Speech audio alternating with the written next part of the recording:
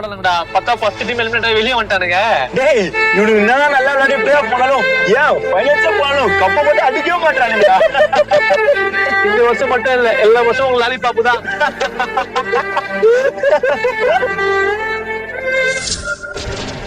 மச்சான் நேத்து RCB match பாத்தியாடா?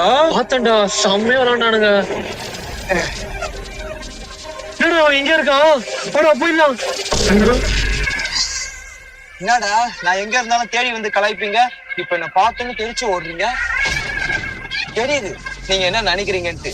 என்னடா இவன் எல்லா மேட்சும் ஜெயிச்சிட்டு இருக்கான், பிளே ஆஃப் வேற போக போறான், ஒரு வேளை இவங்க கப்பு அடிச்சிருவாங்களோன்னு தானே நீங்க நினைக்கிறீங்க.